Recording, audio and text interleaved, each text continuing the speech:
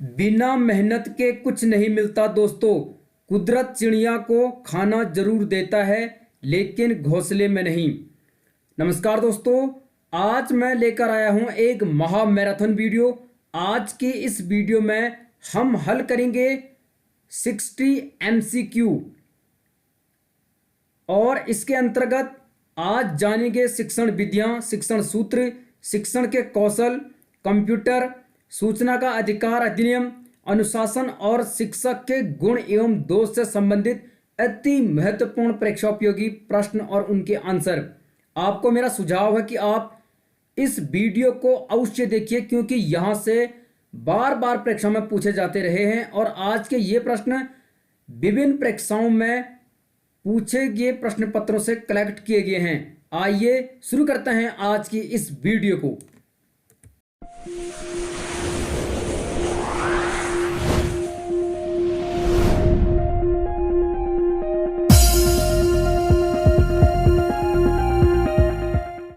आज की यह वीडियो आपके लिए मील का पत्थर साबित होने वाली है। इसमें हम कुल 60 क्वेश्चन हल करेंगे जो कि प्रीवियस ईयर के कई महत्वपूर्ण परीक्षाओं में पूछे गए हैं और विभिन्न प्रश्न पत्रों से कलेक्ट किए गए हैं। आपको मेरा सुझाव है कि आप वीडियो को बिना स्किप किए लास्ट तक देखिए। यह वीडियो आपकी प्रिपरेशन में काफ़ी महत्वपूर्ण होने वाली है। प्रश्नों को पढ़िए, जवाब पढ़िए और आंसर देने की कोशिश कीजिए। आज का पहला प्रश्न है, शिक्षा के उद्देश्यों का वर्गीकरण किया। किसने किया था? 4 ऑप्शन है, Robert megger, Robert Miller, B.S. Bloom या B.O. स्मिथ। सही जवाब बताने की कोशिश कीजिए।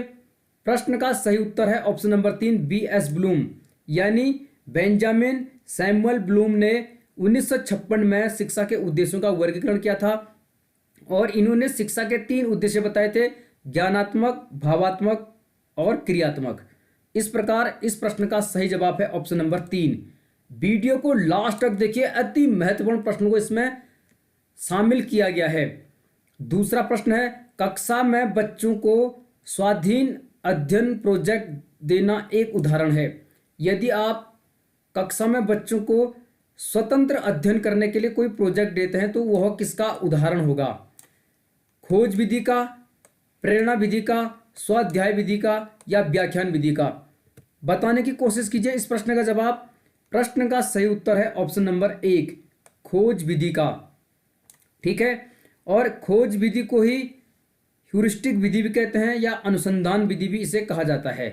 तो इस प्रकार ऑप्शन नंबर 1 इस प्रश्न का सही जवाब हो जाएगा। बढ़ते हैं अगले प्रश्न की तरफ। बहुत अच्छे प्रश्न हैं और ये प्रश्न बार बार पूछे गए हैं परीक्षाओं में। वीडियो को आप बिना स्किप किए देखिए। यहाँ पर पूछा गया है, छात्र जो लिखित कार्य करते हैं उसे शिक्षक को कब जांचना चाहिए? यानी जब कोई छात्र छात्रा क्लास वर्क या होमवर्क करता है तो शिक्षक को उसे कब जांचना चाहिए? जब शिक्षक को खाली समय मिले, अगले सप्ताह के दौरान, सप्ताह के अंत में रविवार को या लिखित कार्य पूरा होने के तुरंत बाद। कब जांचना चाहिए? इस प्रश्न का सही उत्तर है ऑप्शन नंबर 4, लिखित कार्य पूरा होने के तुरंत बाद जांचना चाहिए, ताकि यदि विद्यार्थी के सामने ही उसकी कॉपी जांची जाएगी तो उसकी गलतियों पर भी ध्यान दिया जाएगा और उसे हम सजेस्ट कर सकते हैं सुधार के लिए। इस प्रकार ऑप्शन नंबर 4 इस प्रश्न का सही उत्तर होगा। इस प्रकार के प्रश्नों को हल करते समय आपको ध्यान से प्रश्न को पढ़ना है, भाषा शब्दावली पर ध्यान केंद्रित करना है। यहाँ पर पूछा गया है, शिक्षक के रूप में किसी छात्र के किस व्यवहार को आप सबसे गंभीर मानेंगे? तो एज ए टीचर किसी स्टूडेंट के किस बिहेवियर को आप सबसे गंभीर मानेंगे? यहाँ पर गंभीर का मतलब सबसे अच्छा है, बुरा नहीं, अच्छा से लिया गया है।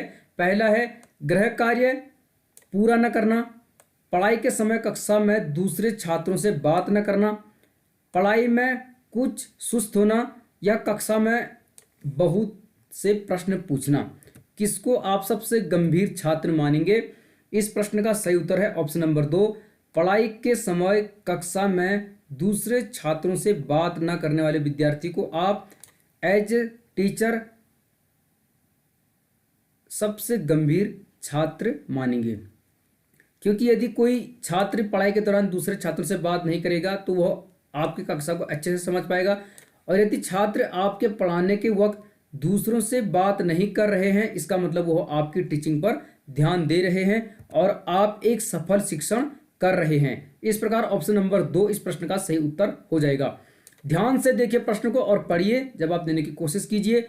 यहां पर पूछा गया है, छात्रों को चाहिए कि सीखने की प्रारंभिक अवस्था में वह बच्चों की अधिक से अधिक सहायता करें एवं अधिक पुनर्बलन प्रदान करें तथा सीखने की अंतिम अवस्था में न्यूनतम सहायता करें। यह कथन किस मनोवैज्ञानिक के सिद्धांत पर आधारित है? एक कथन है, आप इसे पढ़ लीजिए और हमें बताना है कि यह कथन किस मनोवैज्ञानिक के सिद्धांत पर आधारित है। Calvin, Skinner, C.L. हल या गिलफोर्ड। प्रश्न का सही जवाब बताने की कोशिश करें।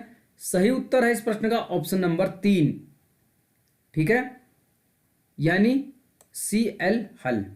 तो यह कथन C.L. हल नामक मनोवैज्ञानिक के सिद्धांत पर आधारित है। ध्यान से आप इसे समझ लीजिए, कई बार यह पूछा जा चुका है। आज की वीडियो में सारे वही प्रश्न हैं जो पहले किसी न किसी परीक्षा में पूछे गए हैं टीचिंग से संबंधित, चाहे यूजीसी नेट हो, KVS हो, NVS हो या वेरियस स्टेट के लेक्चरर अल्टी के एग्जाम्स हों। यहां पर पूछा गया है, शिक्षा तभी सार्थक होगी जब, ठीक है, यानी एजुकेशन तभी सार्थक होगी, तभी सफल होगी जब पाठ्यक्रम केंद्रित हो, छात्र केंद्रित हो, रोजगार केंद्रित हो या समाज केंद्रित हो। देखा जाए तो चारों ऑप्शन सही है, लेकिन इसमें से सबसे बेस्ट ऑप्शन को चूज करना है। इस प्रश्न का सही उत्तर होगा ऑप्शन नंबर 2, छात्र केंद्रित, यानी student centred, children centred, child centred. तो आप जानते हैं जब से राइट टू एजुकेशन एक्ट 2009 आया है, वर्तमान की जो शिक्षा प्रणाली है वह छात्र केंद्रित है, विद्यार्थी केंद्रित है। तो आपको इस प्रकार के प्रश्न को हमेशा छात्रों के फेवर में आंसर को ले जाना है। अगला प्रश्न यहां पर देख लेते हैं। पूछा गया है, आपके अनुसार शिक्षण की योजना पद्धति होनी चाहिए, अकॉर्डिंग टू यू शिक्षण की योजना पद्धति कैसी होनी चाहिए आपके अनुसार? शिक्षक केंद्रित, प्रोजेक्ट केंद्रित, पाठ्य पुस्तक केंद्रित या बालक केंद्रित? अभी मैंने डिस्कस किया था कि आपको वर्तमान में बालक यानी छात्र विद्यार्थी की तरफ ही आंसर को ले जाना है। तो आप समझ चुके होंगे इसका जवाब को ऑप्शन नंबर 4, बालक केंद्रित होना चाहिए आपके अनुसार शिक्षण की योजना पद्धति, ठीक है, क्योंकि वर्तमान जो शिक्षा प्रणाली है वह बालक केंद्रित है, क्योंकि भारत RTE एक्ट संविधान में लागू करने वाला दुनिया का 135वां देश है और वर्तमान में हमारे देश में शिक्षा का अधिकार अधिनियम चल रहा है, जिसमें 6 से 14 साल तक के बच्चों को निःशुल्क और अनिवार्य शिक्षा का प्रावधान किया गया है। यहां पर पूछा गया है, एक अध्यापक का श्रेष्ठतम गुण है। पूछा क्या गया है, श्रेष्ठतम, सबसे बेस्ट गुण कौन सा है? ध्यान से प्रश्न को समझ लीजिए। शिक्षण के प्रति पूर्ण समर्पण, छात्रों के प्रति उच्च चरित्र, शिक्षा के प्रति उच्च चरित्र, अध्यापक की धर्मनिरपेक्षता यानी सेकुलर। बताइए, देखा जाए तो चारों ऑप्शन बहुत इंपॉर्टेंट है, सभी सही हैं शिक्षक के लिए, लेकिन हमें चूज करना है जो श्रेष्ठतम होगा यानी उच्चतम होगा, बेस्ट होगा। प्रश्न का सही उत्तर है ऑप्शन नंबर 1, शिक्षण के प्रति पूर्ण समर्पण। यदि कोई अध्यापक अपनी टीचिंग यानी अपने शिक्षण के प्रति पूर्ण रूप से समर्पित है, समर्पण है और उसके अंदर अपने टीचिंग के प्रति दृढ़ संकल्प है, तो वह एक सफल अध्यापक होगा और यह उसका सबसे अच्छा गुण होगा। और यदि इस ऑप्शन की जगह एक ऑप्शन ऐसा दिया होता कि उसे अपने विषय का संपूर्ण ज्ञान या अच्छा ज्ञान होना चाहिए, तो वो वाला ऑप्शन इसका जवाब हो जाता, क्योंकि टीचर्स की पहली प्राथमिकता होती है अपने विषय का ज्ञाता होना, तब उसके बाद बाकी क्वालिटीज उसके अंदर आनी चाहिए। अगला प्रश्न है, अध्यापक की कार्य क्षमता को बढ़ाया जा सकता है। किस प्रकार से एक टीचर की कार्य क्षमता को बढ़ाया जा सकता है, यहां पर पूछा गया है। पहला, परीक्षाफल के अनुसार पदोन्नति देकर, सख्त विद्यालय प्रशासन द्वारा, अध्यापक के कार्यों की सराहना करके या अच्छा वेतन देकर। यदि आप चारों ऑप्शनों को पढ़ रहे हैं तो आपको चारों अच्छे लग रहे होंगे। परीक्षाफल के अनुसार यदि पदोन्नति देते हैं, विद्यालय प्रशासन यानी सख्त होगा तो इसमें थोड़ा कम है चांस, अध्यापकों के कार्यों की सराहना ये एकदम सही है और अच्छा वेतन देकर भी ये भी हो सकता है। लेकिन इस प्रश्न का सही उत्तर होगा अध्यापक के कार्यों की सराहना करके। जैसे बच्चे को आप मोटिवेट करते हो उसे रेनफोर्समेंट यानी पुनर्बलन देते हो तो बच्चा सीखने को तैयार रहता है और उत्साहित रहता है लर्निंग के प्रति। उसी प्रकार यदि किसी टीचर्स के कार्यों की सराहना की जाएगी, उसकी तारीफ की जाएगी, तो इससे वह मोटिवेट होगा और उसकी कार्य क्षमता में बढ़ोतरी होगी। ऑप्शन नंबर 3 इस प्रश्न का सही उत्तर हो जाएगा। कुल 60 प्रश्न हैं। आगे और अति महत्वपूर्ण प्रश्न है, ध्यान से देख लीजिए। यहां पूछा गया है भारत में शिक्षित बेरोजगारी का प्रमुख कारण है। ठीक है, शिक्षित बेरोजगारी यानी जो पढ़े लिखे लोग हैं और बेरोजगार है, उसका प्रमुख कारण क्या है, हमें ढूंढना है सबसे प्रमुख कारण। पहला, सरकार की रोजगार के लिए ठोस नीति का न होना, यह भी एक कारण है। शिक्षा का व्यापक प्रसार, ये तो नहीं हो सकता। उद्देश्यहीन शिक्षा, ये हो सकता है। खराब स्तर की शिक्षा, ये भी हो सकता है। लेकिन हमें यहाँ पर क्या ढूंढना है, प्रमुख कारण। इस प्रश्न का उत्तर होगा उद्देश्यहीन शिक्षा। इस वजह से शिक्षित बेरोजगारी बढ़ रही है, क्योंकि आप जानते हैं कि भारत में अधिकांश बच्चे एमए कर लेते हैं, बीएड कर लेते हैं या बीए कर लेते हैं, बीएससी कर लेते हैं, डिग्रियां ले लेते हैं, लेकिन उन्हें यह पता नहीं होता कि मेरा उद्देश्य क्या है, मेरा लक्ष्य क्या है। यानी उनका कोई एक निश्चित टारगेट, निश्चित गोल नहीं होता है और वो केवल पढ़ते रहते हैं। तो सबसे प्रमुख कारण है उद्देश्यहीन शिक्षा, जिसकी कोई डायरेक्शन नहीं होती। और यदि जिसका एक अच्छा डायरेक्शन है, दिशा है, लक्ष्य है, तो वो उसे अवश्य पाएगा। अगला प्रश्न है कंप्यूटर का हिंदी नाम निम्न में से है। ये तो सभी को आता होगा। कंप्यूटर को हिंदी में क्या कहते हैं? गणना करने वाला, संगणक, हिसाब लगाने वाला या परिगणक। बताइए इस प्रश्न का सही जवाब। ऑप्शन नंबर 2, संगणक कहते हैं कंप्यूटर को हिंदी भाषा में। ध्यान में रख लीजिए, कई बार इस प्रकार के प्रश्न भी आ जाते हैं परीक्षाओं में, तो आप ध्यान में रख लीजिए। यहां पूछा गया है कंप्यूटर साक्षरता दिवस मनाया जाता है। विश्व कंप्यूटर साक्षरता दिवस कब मनाया जाता है? कंप्यूटर लिटरेसी डे 5 दिसंबर, 14 दिसंबर, 2 दिसंबर या 1 दिसंबर। बताइए प्रश्न का सही उत्तर क्या होगा। इस प्रश्न का सही उत्तर है ऑप्शन नंबर 3, 2 दिसंबर को विश्व कंप्यूटर साक्षरता दिवस मनाया जाता है और 1 दिसंबर को क्या मनाया जाता है? विश्व एड्स दिवस। तो आप ध्यान में रख लीजिए, 2 दिसंबर को कंप्यूटर साक्षरता दिवस मनाया जाता है प्रतिवर्ष। अगला प्रश्न यहां पर देखते हैं प्रश्न को। निम्न में से इनपुट डिवाइस है। इनपुट को आधा कहते हैं, डिवाइस को एक प्रकार की इकाई आप कह सकते हैं। ठीक है, तो इनपुट डिवाइस क्या है इनमें से? माउस यह इनपुट है, स्कैनर भी इनपुट है, कीबोर्ड भी क्या है? इनपुट है। इस प्रकार उपरोक्त सभी ऑप्शन नंबर 4 इस प्रश्न का सही जवाब हो जाएगा, क्योंकि ये तीनों क्या है? इनपुट डिवाइस हैं। इनपुट डिवाइस, आउटपुट डिवाइस आप देख लीजिए। आउटपुट डिवाइस जैसे मॉनिटर है या प्रिंटर है, वो क्या है? आउटपुट है, यानी पर्दा है। यहां पर पूछा गया है कंप्यूटर्स में प्रयुक्त आईसी चिप बने होते हैं। कंप्यूटर्स में आईसी चिप होते हैं या मोबाइल फोन में भी होते हैं जो मेमोरी के रूप में कार्य करते हैं। तो आईसी चिप किसके बने होते हैं? क्रोमियम के, आयरन ऑक्साइड से, सिल्वर से या सिलिकॉन से। बताइए किसके बने होते हैं आईसी चिप? प्रश्न का सही उत्तर होगा ऑप्शन नंबर 4, सिलिकॉन के बने होते हैं आईसी चिप। और सिलिकॉन वैली कहाँ है? अमेरिका में। ठीक है, ये भी आप ध्यान में रख लीजिए। और सिलिकॉन को केमिस्ट्री में SI से डिनोट करते हैं। किससे डिनोट करते हैं? SI से। ये भी आप ध्यान में रख सकते हैं। तो वर्तमान में जो चिप बनी होती हैं, चाहे मोबाइल फोन में हो या कंप्यूटर में हो, वह सिलिकॉन की बनी होती हैं। अगला प्रश्न है निम्न में से ऑप्टिकल मेमोरी है। इंपॉर्टेंट प्रश्न है। मेमोरी आपने सुना होगा, लेकिन यहां पर पूछा गया ऑप्टिकल मेमोरी। ऑप्टिकल मतलब जिसमें बिजली, प्रकाश होता है, यानी एक प्रकार की लाइट होती है, एक प्रकार का प्रकाश होता है। किसमें होता है? बबल मेमोरीज में, CD रोम में, फ्लॉप डिस्क में या कोर मेमोरीज में। इस प्रश्न का सही उत्तर है ऑप्शन नंबर 2, CD रोम में ऑप्टिकल मेमोरी होती है।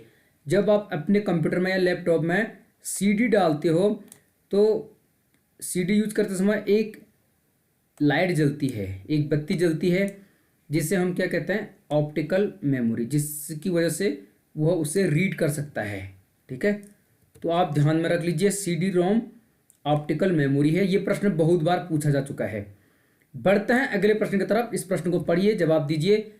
गणना व तुलना के लिए कंप्यूटर के किस भाग का प्रयोग किया जाता है? यानी जब आप कैलकुलेशन कर रहे हैं या कंपेयर कर रहे हैं तो गणना व तुलना करने के लिए कंप्यूटर के किस भाग का प्रयोग किया जाता है? डिस्क यूनिट, मोडम, एएलयू या कंट्रोल यूनिट, किसका किया जाता है? यदि आपका कंप्यूटर पर नॉलेज अच्छा है तो आप इसे आसानी से बता चुके होंगे। सही जवाब है एएलयू यानी अर्थमेटिक लॉजिक यूनिट इसे कहते हैं। तो यह अंक गणितीय कार्यों को करता है, यानी गणना व तुलना करने के लिए इसका यूज किया जाता है। और एक है सीयू यानी कंट्रोल यूनिट, यह कंट्रोलिंग का कार्य करता है। तो ऑप्शन नंबर सी एएलयू यानी अर्थमेटिक लॉजिक यूनिट इस प्रश्न का सही जवाब हो जाएगा। बढ़ते हैं अगले प्रश्न की तरफ। प्रश्न नंबर 17 देख लीजिए इस प्रश्न को। निम्न में से प्रथम गणना यंत्र है। यहां पर 4 गणना यंत्र हैं, तो सबसे पहले इनमें से कौन सा था, सबसे पुराना कौन सा इनमें से, ये बताना है। पहला है कैलकुलेटर, डिफरेंस इंजन, एबेकस या घड़ी। तो सबसे पुराना गणना यंत्र कौन सा था इनमें से, ये हमें बताना है। ठीक है, बहुत सरल प्रश्न है। इस प्रश्न का सही उत्तर है ऑप्शन नंबर 3 एबेकस। ये सबसे पुराना था। एबेकस एक प्रकार का इस प्रकार से डंडे होते थे और इस पे इस प्रकार से इसमें कुछ गोले गोले होते थे, तो इनको काउंट किया जाता था, यानी इनको गिना जाता था, इस प्रकार से गणना की जाती थी। आपने एबेकस देखा होगा। तो इसका सही उत्तर होगा ऑप्शन नंबर 3। ये लगभग 500 ईसा पूर्व रहे हैं। ठीक है, इनका यूज उस समय होता था। अगला प्रश्न है, निम्न में से कौन सर्च इंजन नहीं है? सर्च इंजन यानी वेब ब्राउजर नहीं है। वेब ब्राउजर आप जानते होंगे, तो इनमें से कौन सा नहीं है? गूगल एक वेब ब्राउजर है, यानी गूगल क्रोम का आप यूज करते हैं, क्योंकि गूगल दुनिया का सबसे बड़ा सर्च इंजन है। याहू भी एक सर्च इंजन है, याहू पर भी आप किसी को सर्च कर सकते हैं। बिंग ये भी एक सर्च इंजन है, लेकिन लाइनक्स ये नहीं है।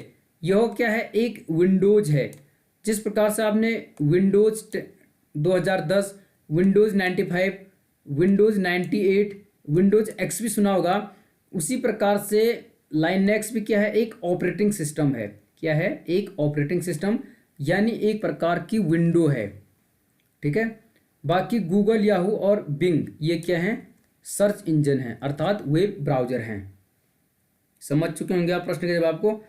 अगला प्रश्न है, आरटीआई एक्ट 2009 में कितनी धाराएं हैं? आरटीई, यहां पर ई करोगे आप, आई नहीं करोगे, आरटीई करोगे। राइट टू एजुकेशन एक्ट 2009 में कितनी धाराएं हैं? पहला है 38, दूसरा है 48, तीसरा है 28, चौथा है 36। आरटीई यानी राइट टू एजुकेशन एक्ट 2009 में कितने सेक्शन यानी धाराएं हैं? इस प्रश्न का सही उत्तर होगा ऑप्शन नंबर 1 38 धाराएं। तो शिक्षा का अधिकार अधिनियम 2009 जो 1 अप्रैल 2010 से लागू हुआ, इसमें कुल 38 धाराएं हैं।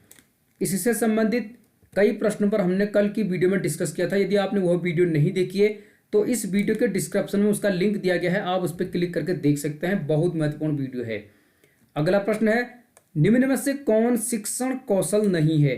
अब क्या पूछ रहा है? शिक्षण कौशल यानी टीचिंग स्किल नहीं है इन चारों में से। दृष्टांत कौशल, यह तो एक शिक्षण कौशल है।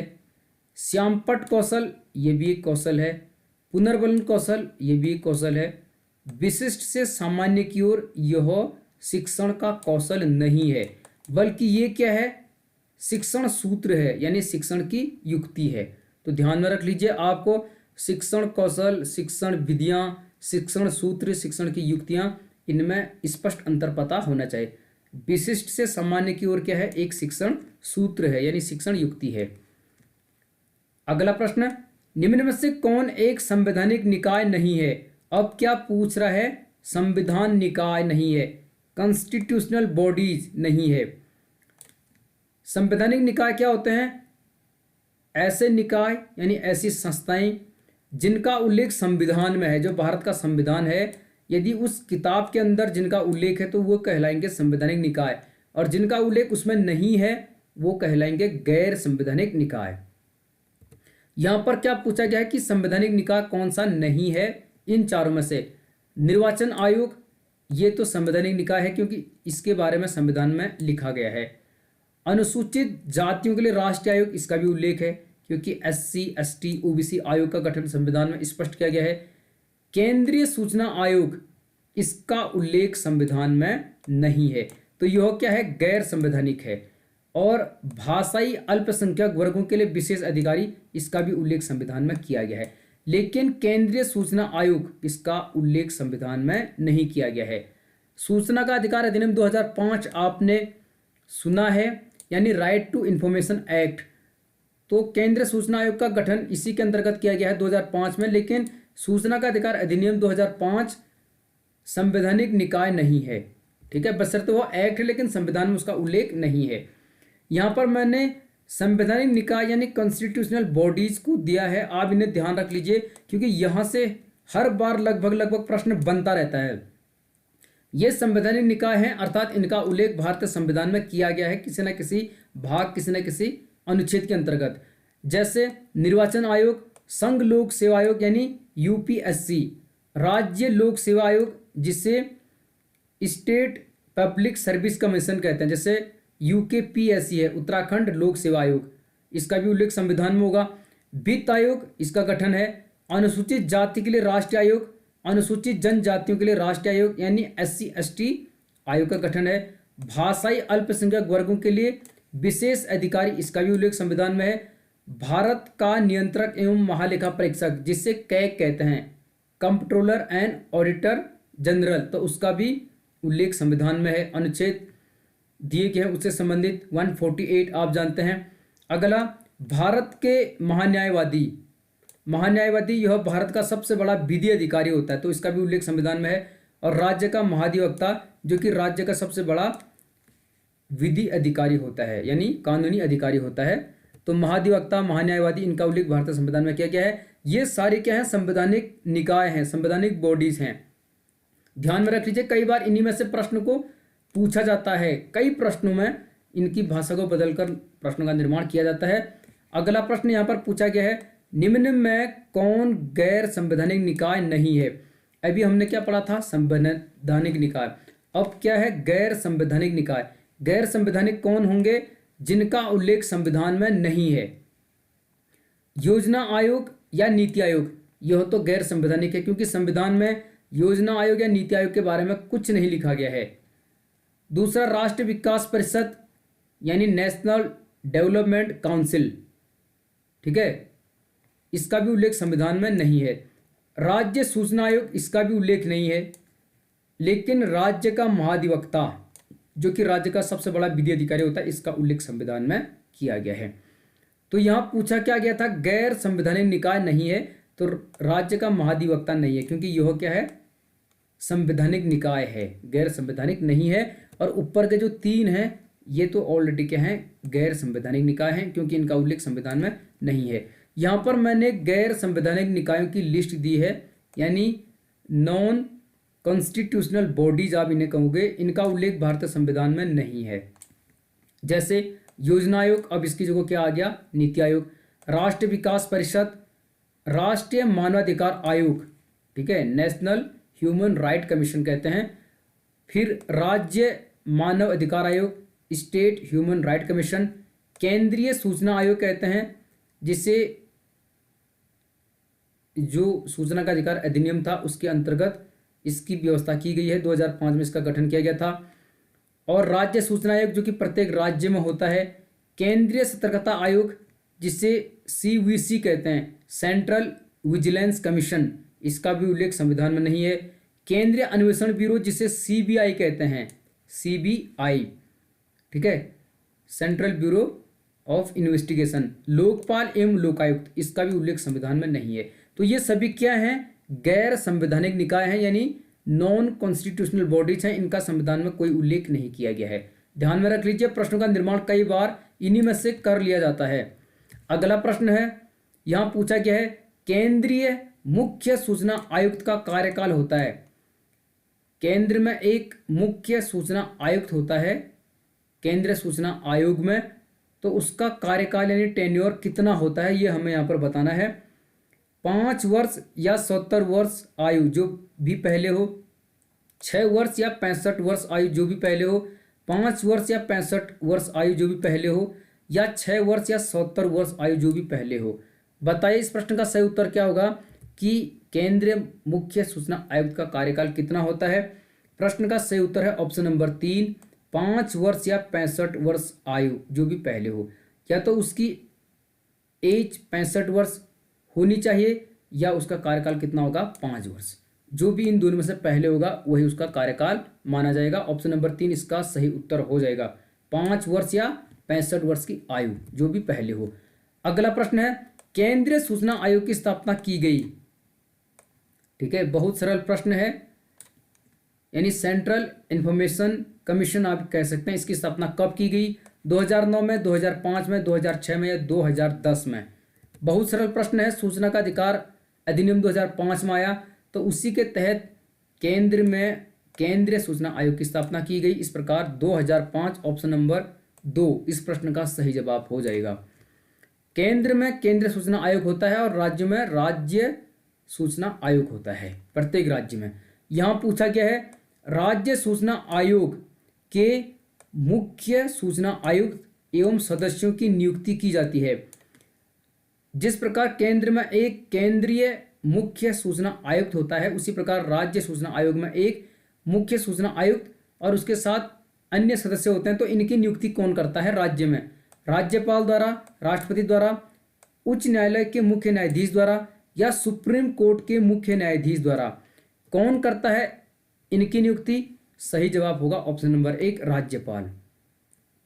तो संबंधित राज्य का राज्यपाल उस राज्य के राज्य सूचना आयोग के मुख्य सूचना आयुक्त एवं अन्य सदस्यों की नियुक्ति करेगा। ऐसा प्रावधान किया गया है उस एक्ट के तहत। ठीक है, यानी सूचना का अधिकार अधिनियम 2005 के अंतर्गत ऐसा प्रावधान किया गया है। अगला प्रश्न है राज्य सूचना आयोग के मुख्य सूचना आयुक्त को हटा सकता है। कौन उसे हटा सकता है। अभी हमने देखा कि राज्यपाल मुख्य सूचना आयुक्त और अन्य सदस्यों की नियुक्ति करता है राज्य में, राज्य सूचना आयोग में। तो उन्हें हटा कौन सकता है, केवल राष्ट्रपति, राज्यपाल, उच्च न्यायालय का मुख्य न्यायाधीश या सर्वोच्च न्यायालय का मुख्य न्यायाधीश। बताइए कौन हटा सकता है, सही उत्तर होगा राज्यपाल। नियुक्त भी राज्यपाल करेगा और हटाएगा भी कौन, राज्यपाल। नियुक्ति में राज्यपाल को सिफारिश देने के लिए प्रधानमंत्री और विधानसभा में विपक्ष का नेता और मुख्यमंत्री के द्वारा नियुक्त कोई कैबिनेट मंत्री होगा जो राज्यपाल को सिफारिश करेंगे। कौन कौन, राज्य का मुख्यमंत्री, राज्य विधानसभा में विपक्ष का नेता और मुख्यमंत्री द्वारा नियुक्त कोई कैबिनेट मंत्री। ये तीन क्या करेंगे, राज्यपाल को सिफारिश करेंगे और राज्यपाल फिर राज्य में मुख्य सूचना आयुक्त और अन्य सदस्यों की नियुक्ति करेगा। और हटाने का अधिकार भी किसको है, राज्यपाल को। यह आप ध्यान में रख लीजिए। अगला प्रश्न यहां पर पूछा गया है राज्य मुख्य सूचना आयुक्त का कार्यकाल होता है। अभी हमने पढ़ा था केंद्रीय मुख्य सूचना आयुक्त, उसका कार्यकाल कितना बताया था, या तो 5 वर्ष और यह आयु 65 वर्ष होनी चाहिए जो भी पहले हो। यहां पूछा गया है राज्य मुख्य सूचना आयुक्त 5 वर्ष या 62 वर्ष आयु जो भी पहले हो, 6 वर्ष या 62 वर्ष आयु जो भी पहले हो, 5 वर्ष या 65 वर्ष आयु जो भी पहले हो, या 5 वर्ष या 70 वर्ष आयु जो भी पहले हो। बताइए राज्य मुख्य सूचना आयुक्त का कार्यकाल कितना होता है। इस प्रश्न का सही उत्तर है ऑप्शन नंबर 3, 5 वर्ष या 65 वर्ष आयु जो भी पहले हो। यानी जैसे केंद्र में है वैसे इसका प्रावधान राज्य में भी किया गया है। या तो 5 वर्ष की सर्विस होगी या 65 वर्ष की आयु, यदि उसकी हो जाती है तो उसका कार्यकाल खत्म हो जाएगा। इन दोनों में से जो भी पहले होगा वो उसका टेन्योर यानी कार्यकाल माना जाएगा। अगला प्रश्न यहां पर देखिए केंद्रीय सूचना आयोग में मुख्य सूचना आयुक्त सहित सदस्यों की संख्या कितनी होती है। ठीक है, जो केंद्रीय सूचना आयोग होता है उसमें मुख्य सूचना आयुक्त सहित सदस्यों की संख्या कितनी होती है। चीफ इंफॉर्मेशन कमिश्नर सहित कितने सदस्य होते हैं, 15, 12, 8 या 10। कितने सदस्य होते हैं। प्रश्न का सही उत्तर है ऑप्शन नंबर 4, 10। तो केंद्रीय सूचना आयोग में मुख्य सूचना आयुक्त सहित सदस्यों की संख्या कितनी होती है? 10। नियुक्ति कौन करता है इनकी? राष्ट्रपति। ठीक है, केंद्र में। और राज्य में भी 10 ही होते हैं। राज्य में एक मुख्य सूचना आयुक्त होगा, उसके साथ अन्य सदस्य सहित 10 होंगे, और उनकी नियुक्ति कौन करेगा? राज्यपाल। हटाएगा भी कौन? राज्यपाल। ठीक है, ध्यान में रख लीजिए।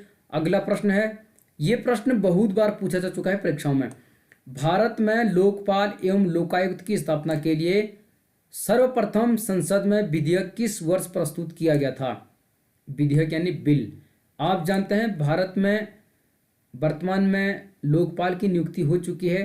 पिनाकी चंद्र घोष यानी पीसी घोष को भारत का लोकपाल समिति का पहला अध्यक्ष नियुक्त किया गया है। यहाँ पर हमें पूछा गया है कि भारत में लोकपाल एवं लोकायुक्त की स्थापना के लिए सर्वप्रथम संसद में विधेयक किस वर्ष प्रस्तुत किया गया था? मई 1968, मई 1969, अप्रैल 1971 या जुलाई 1977? इस प्रश्न का सही उत्तर होगा ऑप्शन नंबर 1। मई 1968 में सर्वप्रथम संसद में लोकपाल एवं लोकायुक्त की स्थापना के लिए विधेयक प्रस्तुत किया गया था। उस समय प्रधानमंत्री कौन थे? इंदिरा गांधी। फिर मई 1969 में दूसरी बार पेश किया गया, तब भी प्रधानमंत्री कौन थी? इंदिरा गांधी। तीसरी बार अप्रैल 1971 में फिर से लाया गया, उस समय प्रधानमंत्री कौन थी? इंदिरा गांधी। उसके बाद जुलाई 1977 इस समय भी लाया गया, और इस समय प्रधानमंत्री कौन थे? मोरारजी देसाई, जनता पार्टी के। जब पहली बार कांग्रेस हार गई थी, गैर कांग्रेसी सरकार सत्ता में आई थी, जनता पार्टी के प्रधानमंत्री थे मोरारजी देसाई। आपातकाल के तुरंत बाद जब 1977 में चुनाव हुए थे, उसके बाद की बात है। अगला प्रश्न है, निम्न में से आर्मस्ट्रांग किस विधि के मुख्य प्रतिपादक थे? आर्मस्ट्रांग आपने सुना होगा, तो यह किस विधि के प्रतिपादक थे मुख्य रूप से? समस्या समाधान विधि, प्रोजेक्ट विधि, खोज विधि या प्रश्नोत्तर विधि? बताइए आर्मस्ट्रांग किस विधि से संबंधित हैं? प्रश्न का सही उत्तर है ऑप्शन नंबर 3, खोज विधि। इसके प्रतिपादक हैं कौन? आर्मस्ट्रांग। और खोज विधि को ही क्या कहते हैं? ह्यूरिस्टिक विधि या अनुसंधान विधि।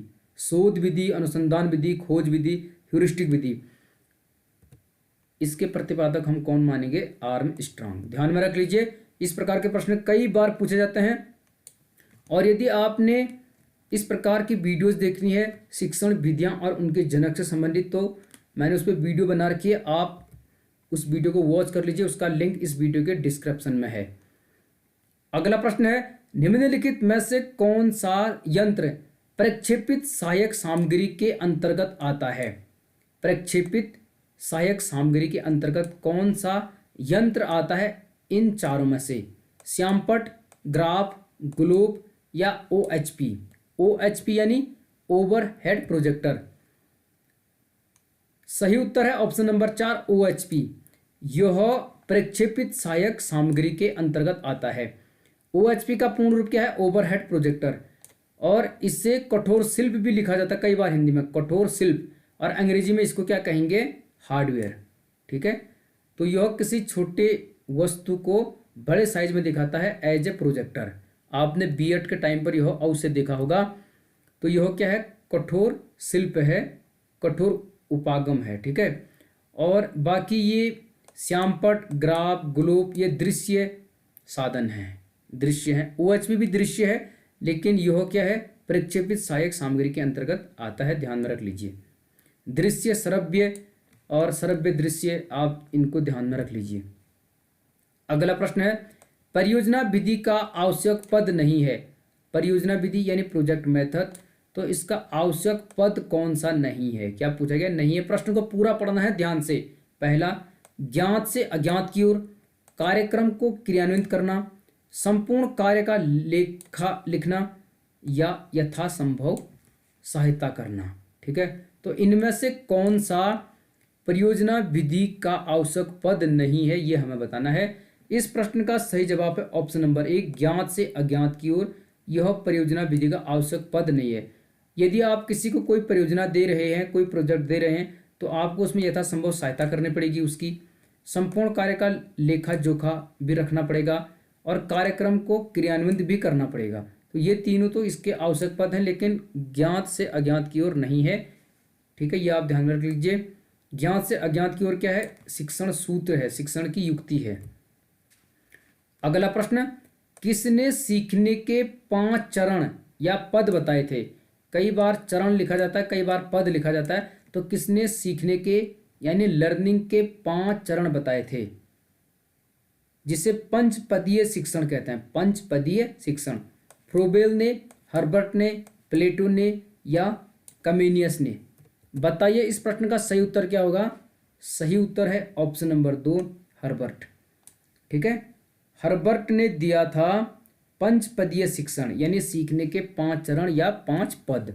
तो ध्यान में रख लीजिए, ये प्रश्न भी बहुत बार आ चुका है।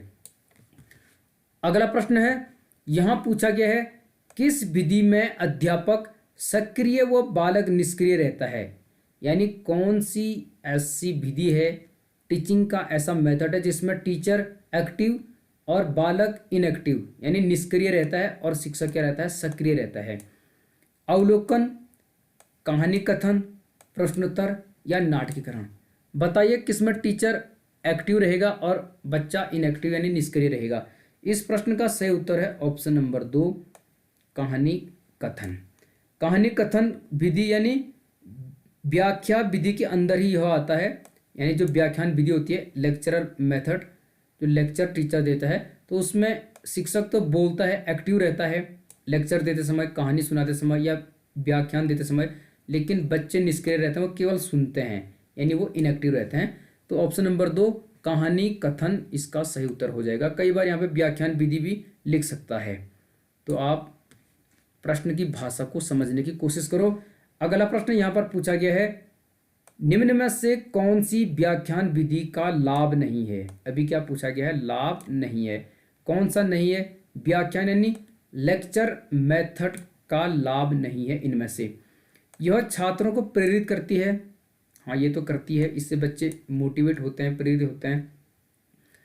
यह शिक्षक तथा विद्यार्थियों के संपर्क को सुविधाजनक बनाती है, बिल्कुल सही।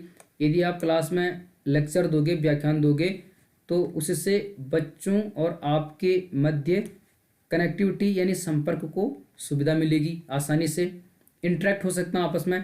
तीसरा, इसमें समय एवं शक्ति की बचत होती है, बिल्कुल सही। तो इसमें टाइम भी बचेगा और एनर्जी भी बचेगी, क्योंकि केवल टीचर बोलेगा, बाकी बच्चे तो चुपचाप बैठ के सुनेंगे, तो बच्चों का उसमें समय भी बचेगा और शक्ति यानी एनर्जी तो बचेगी ही, केवल एक ही आदमी बोल रहा होगा। लेकिन ऑप्शन नंबर 4, इससे विद्यार्थियों के श्रवण कौशल का विकास नहीं हो पाता। यहाँ क्या लिखा है, नहीं हो पाता है, ये गलत है। जबकि व्याख्यान विधि का सबसे बड़ा फायदा यही है कि इससे विद्यार्थियों के श्रवण कौशल यानी सुनने के कौशल का विकास होता है। यहाँ क्या लिखा गया, नहीं होता है, इसलिए यह व्याख्यान विधि का लाभ नहीं होगा। मुझे लगता है प्रश्न की भाषा, उसके ऑप्शन को समझ के आप इसके आंसर को आसानी से क्रैक कर पा रहे होंगे। अगला प्रश्न है, निम्न शिक्षण विधियों में से कौन सी विधि वास्तविक अनुभवों को प्रदान करने के दृष्टिकोण से उत्तम है। शब्द क्या लिखा है, उत्तम है। कौन सी विधि जो वास्तविक अनुभवों को प्रदान करती है। प्रश्न को पढ़ते समय ऐसे शब्दों पे ध्यान देना है, क्योंकि इनमें आंसर छुपा रहता है। भ्रमण विधि, प्रोजेक्ट विधि, व्याख्यान विधि या पाठ्य पुस्तक विधि। बताइए कौन सी ऐसी विधि है जो वास्तविक अनुभवों को प्रदान करती है। इस प्रश्न का सही उत्तर होगा ऑप्शन नंबर 1, भ्रमण विधि। भ्रमण विधि को कई बार पर्यटन विधि भी लिखा जाता है, तो कई बार यहाँ पर भ्रमण न लिख के पर्यटन लिख देगा, तो यह वास्तविक अनुभवों को प्रदान करने के दृष्टिकोण से सबसे बेस्ट यानी उत्तम है। यदि आपको बच्चे को ताजमहल पढ़ाना है और आप बच्चों को डायरेक्ट ताजमहल के आगे सामने खड़े कर देंगे और बोलेंगे कि ये ताजमहल है, बच्चे वहीं पे देखेंगे, वास्तविक अनुभव करेंगे उसके, तो उससे वो सबसे ज़्यादा सीख पाएंगे। इसलिए यह मेथड सबसे अच्छा माना जाता है, यानी भ्रमण विधि या पर्यटन विधि। तो इस प्रकार के यदि प्रश्न आते हैं तो आप आसानी से इन्हें हल कर पाओगे। अगला प्रश्न है, शिक्षण स्तर में शिक्षण की प्रारंभिक या आधारावस्था माना जाता है। यहाँ पर मैंने कंसेप्ट क्लियर करने के लिए आधार शब्द भी लिख दिया है, क्योंकि कई बार इसी से प्रश्न का निर्माण हुआ है। तो शिक्षण स्तर में शिक्षण की यानी टीचिंग की प्रारंभिक अवस्था माना जाता है कौन सा, स्मृति स्तर का शिक्षण, बोध स्तर का शिक्षण, चिंतन स्तर का शिक्षण क्रियात्मक स्तर का शिक्षण। शिक्षण के 3 ही स्तर होते हैं, क्रियात्मक स्तर का शिक्षण नहीं होता है। स्मृति, बोध और चिंतन, ये 3 होते हैं। तो हमें बताना है कि इनमें से प्रारंभिक कौन सा है, फर्स्ट वाला कौन सा है, यानी आधार कौन सा है। तो सबसे पहले होता है स्मृति स्तर। ठीक है, ये क्या है, प्रारंभिक है या आधार है। इस प्रकार इसका सही उत्तर होगा ऑप्शन नंबर 1। सबसे पहले क्या होगा, स्मृति, फिर स्मृति से ऊपर क्या होगा, बोध, फिर उससे ऊपर क्या होगा, चिंतन। तो ये क्या है, बेस है, ग्राउंड है ना, बेस है। तो इस प्रकार ऑप्शन नंबर 1 हो जाएगा इसका जवाब। प्रारंभिक या आधार अवस्था माना जाता है शिक्षण में इसको। ठीक है, ध्यान में रख लीजिए। अगला प्रश्न यहाँ पर पूछा गया है, आपके अध्यापन करते समय यदि कोई छात्र आपकी त्रुटियों की ओर संकेत करता है तो आप क्या करोगे। उदाहरण के लिए, आप कक्षा में टीचिंग कर रहे हैं, अध्यापन कर रहे हैं, और आपसे कोई मिस्टेक होगी, हो सकता है बोर्ड पे लिखते समय या बोलते समय, और कोई छात्र आपकी त्रुटियों की ओर संकेत करता है तो आप क्या करेंगे। छात्र को कक्षा के बाद मिलने के लिए कहेंगे, छात्र को चुप रहने के लिए कहेंगे, स्वीकार कर लेंगे, या दूसरे दिन अच्छी तैयारी करके जाएंगे। बताइए, यदि आप टीचर होंगे और आपके साथ ऐसी घटना घटेगी तो आप क्या करोगे। प्रश्न का सही उत्तर होगा स्वीकार कर लेंगे।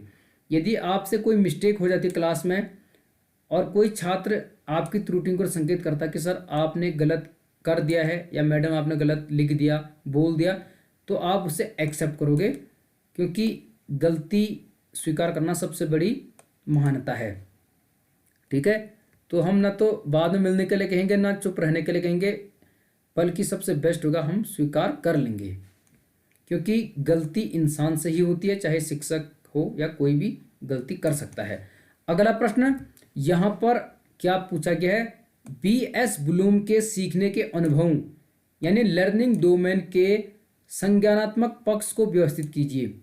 बीएस ब्लूम ने सीखने के उद्देश्य बताए थे 3, संज्ञानात्मक, भावात्मक और क्रियात्मक। बीएस ब्लूम का पूर्ण रूप क्या है, पूर्ण नाम क्या है इनका, बेंजामिन सैमुअल ब्लूम, और इन्होंने सीखने के उद्देश्य कब दिए थे, 1956 में। तो लर्निंग डोमेन के अंतर्गत जो इनका संज्ञानात्मक पक्ष था उसको इन्होंने 6 भागों में बांटा था। ठीक है, कितने भागों में बांटा था, 6। कॉग्निटिव डोमेन आप कह सकते हैं, इसमें ज्ञान, विश्लेषण, संश्लेषण, प्रयोग, मूल्यांकन और बोध, ये 6 स्तर थे, 6 भाग थे। हमें बताना है कि ये क्रम से किस कूट में सही है, यानी व्यवस्थित रूप से किस में है। 4 ऑप्शन है, पढ़ लीजिए। प्रश्न का सही उत्तर है ऑप्शन नंबर 3 यानी गो, ये वाला विकल्प सही है। सबसे पहले पे आ जाएगा ज्ञान, ज्ञान पहले पाएगा, फिर बोध, ज्ञान के बाद क्या आता है, बोध, फिर आएगा प्रयोग, ज्ञान बोध प्रयोग, फिर आएगा विश्लेषण, उसके बाद आएगा संश्लेषण, और लास्ट में आएगा मूल्यांकन, इवोल्यूशन। तो ये आप ध्यान में रख लीजिए, यहाँ से प्रश्न बहुत बार पूछा गया है, यानी knowledge, comprehension, application, analysis, synthesis and evolution. ज्ञान, बोध, प्रयोग, विश्लेषण, संश्लेषण एवं मूल्यांकन, ये थे ज्ञानात्मक पक्ष में, कॉग्निटिव डोमेन में। और इनका भावात्मक पक्ष भी था, अफेक्टिव डोमेन, और क्रियात्मक पक्ष भी था, साइकोमोटर डोमेन। भावात्मक में इन्होंने क्या बताया था, आग्रहण, अनुक्रिया, अनुमूल्यन, विचारण, संगठन, चरित्रीकरण, ऐसा आपने पढ़ा होगा। तो ये भावात्मक थे और क्रियात्मक भी थे, अर्थात इन्होंने सीखने के उद्देश्यों को 3 भागों में बांटा था, ज्ञानात्मक, भावात्मक एवं क्रियात्मक। ध्यान में रख लीजिए।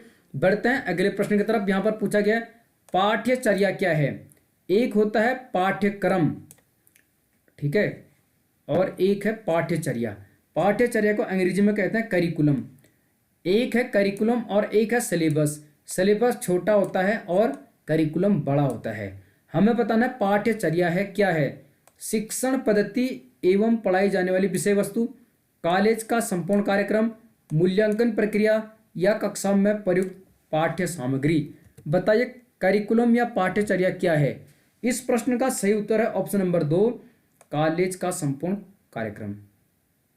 यानी 1 वर्ष के अंदर जो भी कार्यक्रम होते हैं, चाहे उसमें को करिकुलर एक्टिविटीज़ हो, एकेडमिक एक्टिविटीज़ हो, यानी विद्यालय की, कॉलेज की संपूर्ण गतिविधियाँ, चाहे उसमें खेल हो, सांस्कृतिक कार्यक्रम हो, नैतिक शिक्षा हो, या पढ़ाई से संबंधित बातें हों, इस संपूर्ण प्रक्रिया को कहते हैं पाठ्यचर्या या करिकुलम। और सिलेबस केवल किताबों तक सीमित होता है, ये आप ध्यान में रख लीजिए। अगला प्रश्न है प्रश्न नंबर 41। 20 प्रश्न और हम हल करेंगे, ध्यान से वीडियो को देख लीजिए। और यदि वीडियो अच्छी लग रही है, आपके लिए उपयोगी है, तो लाइक कर लीजिए वीडियो को। चैनल यदि अभी तक सब्सक्राइब नहीं किया है तो अवश्य आप चैनल सब्सक्राइब कीजिए, कमेंट कीजिए, इससे हमारे हौसले बढ़ते हैं। यहाँ पूछा गया है, जब छात्र को कोई नियम या सिद्धांत सिखाना हो तो अध्यापक प्रयास करेगा। यदि आप किसी स्टूडेंट को कोई नियम या सिद्धांत सिखा रहे हैं तो एज ए टीचर आप क्या करेंगे, कौन सी विधि का यूज करोगे? आगमन विधि, निगमन विधि, विश्लेषण विधि या कहानी कथन विधि?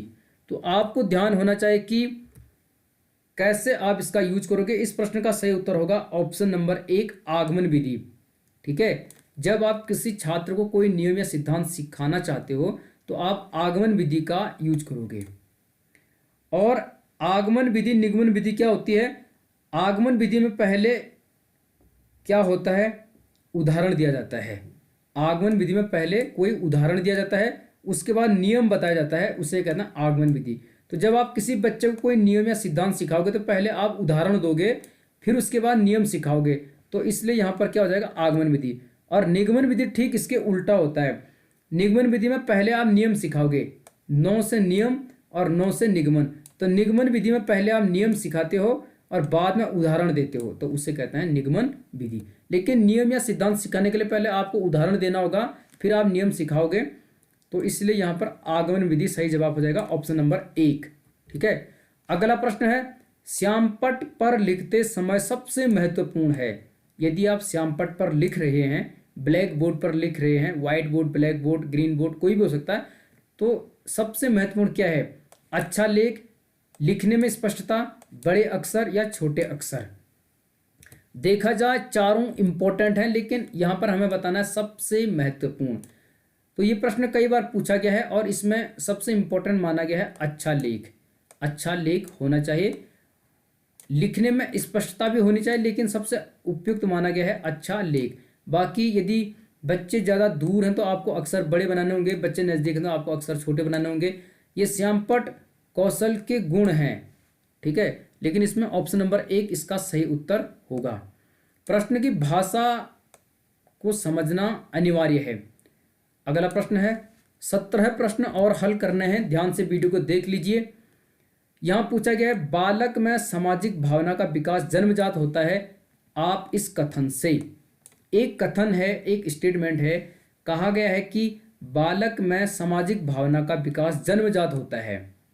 जन्म से ही सामाजिक भावना यानी सोशल इमोशन का डेवलपमेंट किसी बच्चे में जन्मजात होता है, यानी मम्मी के गर्भ से ही होता है। जन्मजात का मतलब यही हुआ, जन्म होते ही सामाजिक भावना का विकास होना।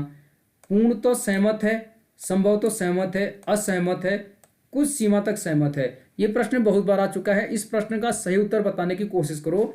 सही उत्तर है असहमत है, क्योंकि जब बच्चे का जन्म होता है तो वह सामाजिक भावनाओं के बारे में बिल्कुल नहीं जानता, क्योंकि उसे अच्छा बुरा, उचित अनुचित, सही गलत का कुछ ज्ञान नहीं होता। वह एक ब्लैंक पेपर की तरह होता है, यानी जन्म के समय बच्चे के अंदर किसी प्रकार की सामाजिक भावना का विकास नहीं होता है, तो जन्मजात नहीं हो सकता। इस प्रकार हम इससे असहमत हैं।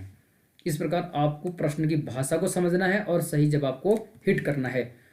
अगला प्रश्न, किस परीक्षण में विश्वसनीयता अधिक होती है, यानी किस टेस्ट में? यदि आप बच्चों का कोई टेस्ट ले रहे हैं तो किस में सबसे अधिक विश्वसनीयता होगी? ठीक है, यानी रिलायबिलिटी होगी।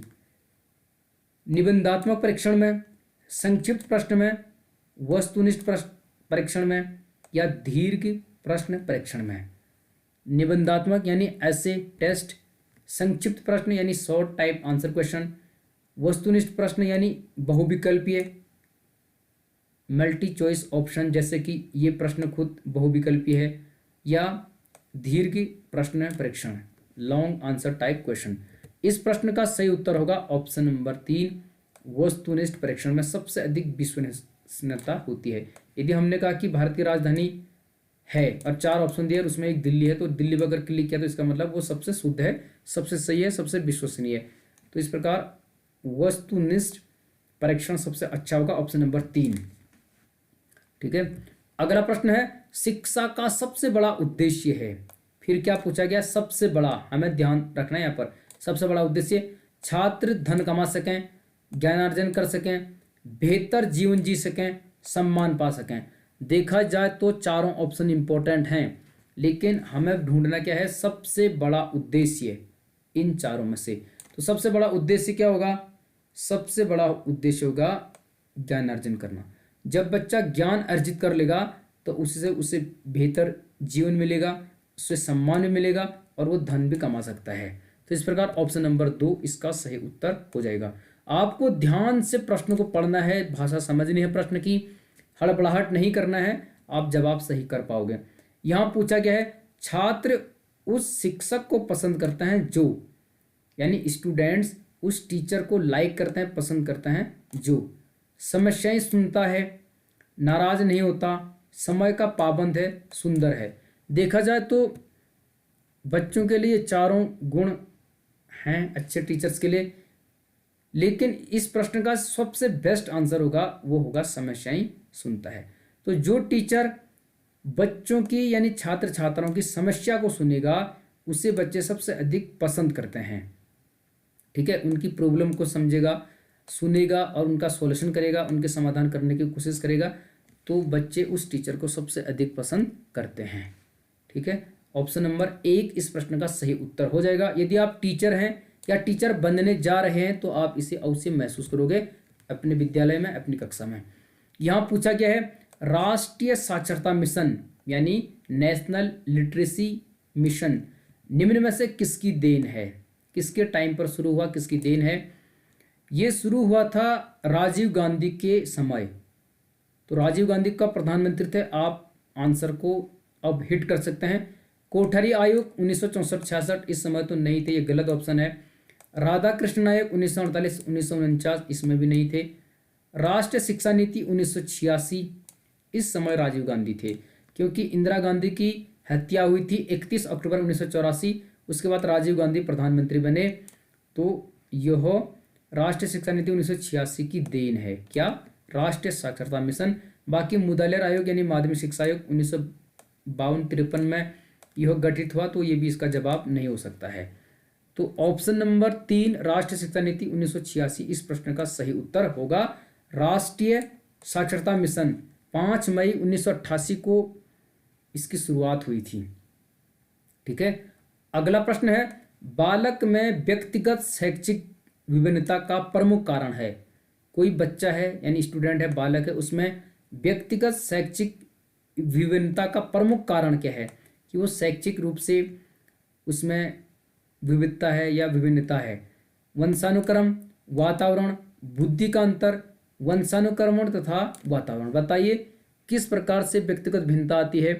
प्रश्न का सही उत्तर है ऑप्शन नंबर 4 वंशानुक्रम एवं वातावरण। ये दोनों इंपॉर्टेंट हैं और इन्हीं की वजह से व्यक्तियों में विभिन्नता होती है, और इसमें से भी ज़्यादा उपयोग या ज़्यादा महत्व किसका होता है, वातावरण का। इसीलिए कहते हैं जैसी संगत होगी, जैसा माहौल होगा, वैसा आपका व्यक्तित्व होगा। ठीक है, चाहे वो शैक्षिक हो, सामाजिक हो, नैतिक हो या सांस्कृतिक, किसी भी तरीके से आप अपने व्यक्तित्व का निर्माण कर सकते हैं। अगला प्रश्न है डिसलेक्सिया संबंधित है। यह एक प्रकार का मनोवैज्ञानिक रोग है। तो डिसलेक्सिया संबंधित है किससे, लेखन संबंधी विकार, गणितीय विकार, पठन विकार या व्यवहार संबंधी विकार। बताइए कौन सा विकार होगा। इस प्रश्न का सही उत्तर है ऑप्शन नंबर 3 पठन विकार को कहते हैं डिसलेक्सिया। ठीक है, और एक है लेखन संबंधी जिसे डिसग्राफिया कहते हैं। एक है डिसकैलकुलिया, डिसकैलकुलिया है गणितीय विकार। तो डिसग्राफिया लेखन से, डिसकैलकुलिया गणितीय विकार यानी कैलकुलेशन करने में दिक्कत होती है, और डिसलेक्सिया यानी पठन विकार। तो आप इन्हें भी ध्यान में रख लीजिए, कई बार यहाँ से भी प्रश्न पूछा जाता है। डिसलेक्सिया आप जानते होंगे, यदि आपने तारे ज़मीन पर मूवी देखी है आमिर खान की, तो आप अवश्य ही भांप पाओगे कि वास्तव में यह किस प्रकार की मनोवैज्ञानिक प्रॉब्लम है। अगला प्रश्न है, शिक्षक की कथनी और करनी में भेद नहीं होना चाहिए, यह कथन किसका है? एक वक्तव्य है कि शिक्षक की जो कथनी है और करनी है उसमें डिफरेंस यानी भेद नहीं होना चाहिए। किसने कहा? रविंद्रनाथ टैगोर, महात्मा गांधी, जाकिर हुसैन या मदन मोहन मालवीय। देखा जाए तो चारों शिक्षाविद हैं। हमें यह बताना है कि यह वक्तव्य, यह कोटेशन किसका है। सही जवाब होगा राष्ट्रपिता महात्मा गांधी। इन्होंने कहा था शिक्षक की कथनी और करनी में भेद नहीं होना चाहिए। ऑप्शन नंबर 2 प्रश्न का सही उत्तर होगा। आखिरी के 10 प्रश्न आपकी तरफ आ रहे हैं, ध्यान से देखिए, प्रश्न को अटेम्प्ट कीजिए, अपनी तैयारी को मजबूत कीजिए। और ये प्रश्न LT, UTET, CTET, lecturer, KVS, NVS और नेट, यूसेट या वेरियस स्टेट के स्लेट में भी काम आएंगे आपके लिए, ठीक है। यहाँ पर पूछा गया, एक कॉलेज की अध्यापिका वास्तव में विद्यार्थियों की सहायता करती है यदि वह, एक कॉलेज में कोई अध्यापिका है और वह वास्तव में विद्यार्थियों की सहायता करती है यदि वह कक्षा में बालकों को नोट्स लिखवाती है, यह भी सहायता करना ही है।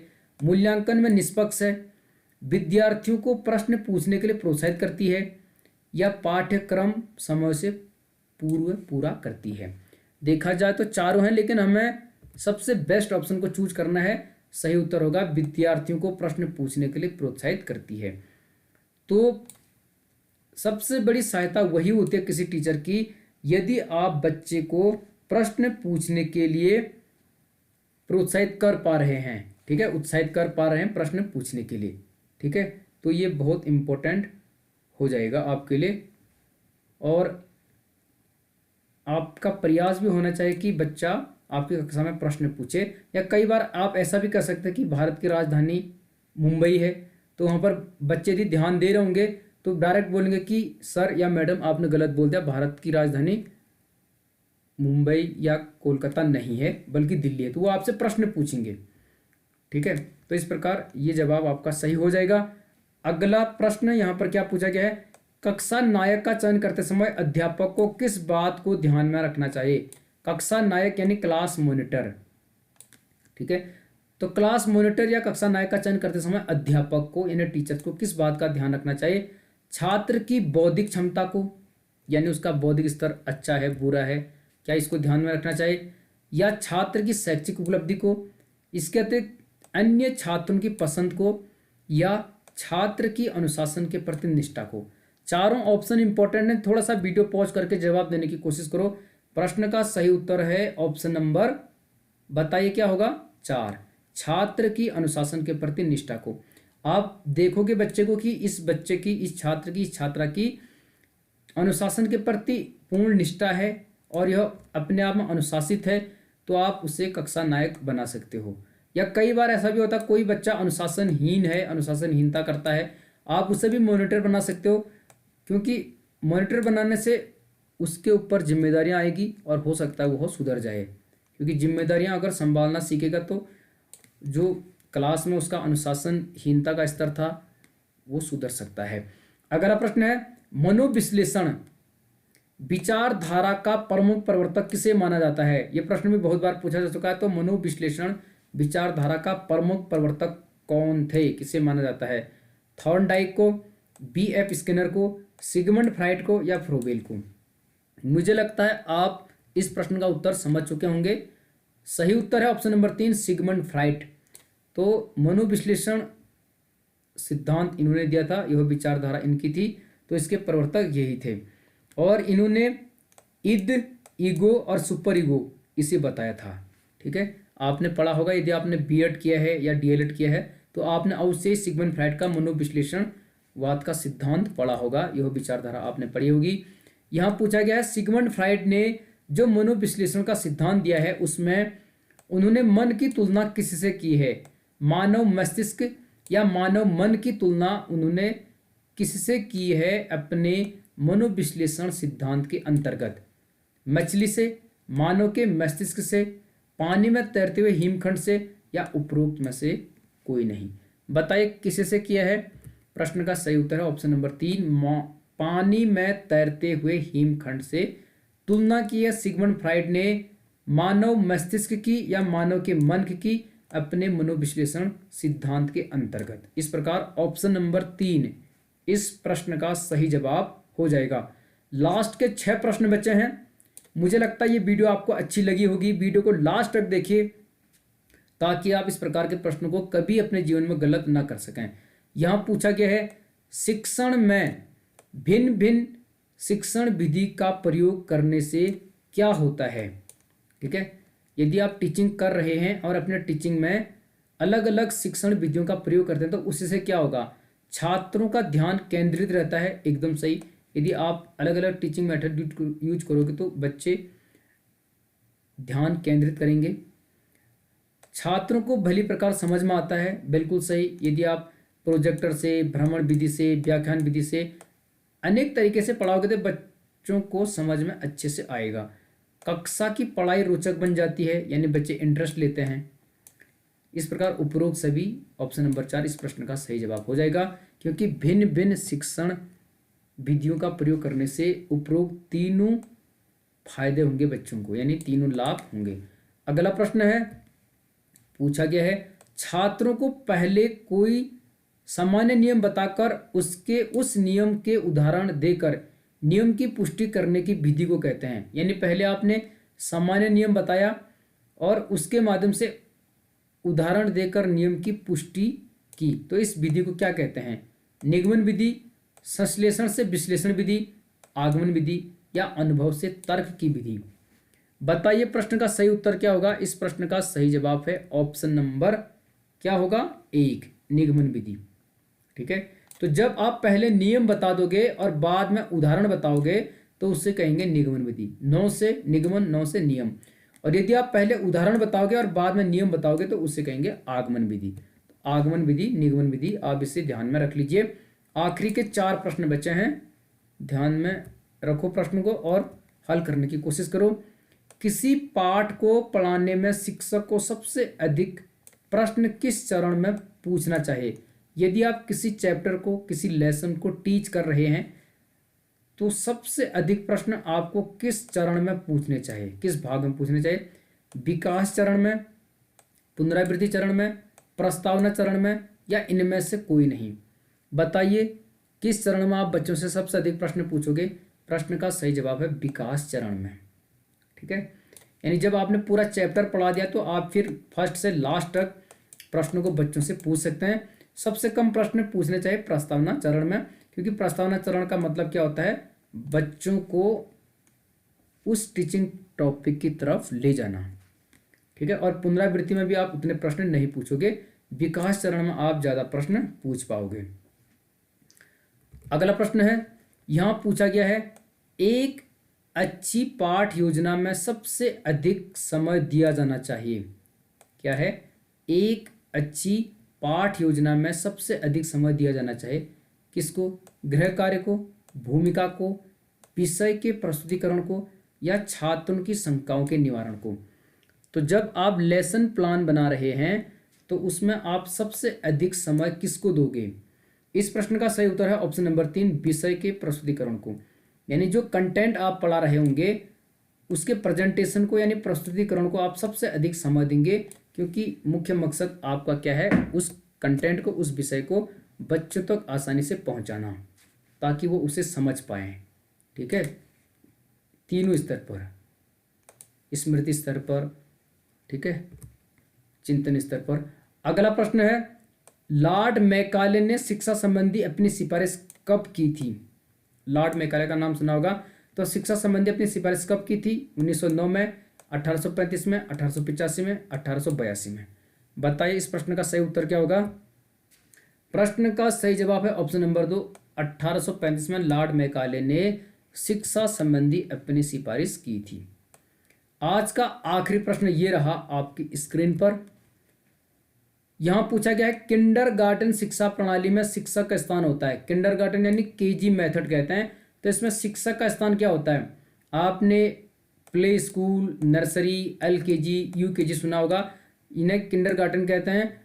तो इसमें शिक्षक का स्थान क्या होता है? कुम्हार जैसा, माली जैसा, रेफरी जैसा या दीपक जैसा। बताइए किंडरगार्टन क्या है? एक प्रकार का बगीचा है। किंडरगार्टन क्या है? बच्चों का बगीचा। तो बगीचा में कौन होता है बताइए? गार्डनर होता है, यानी माली होता है। तो किंडरगार्टन शिक्षा प्रणाली में शिक्षा का स्थान क्या होता है? माली का होता है, यानी गार्डनर का होता है, लाइक अ गार्डनर। और बगीचा का मतलब किंडरगार्टन, यानी बच्चों का बगीचा। तो आज हमने कुल 60 प्रश्न हल किए।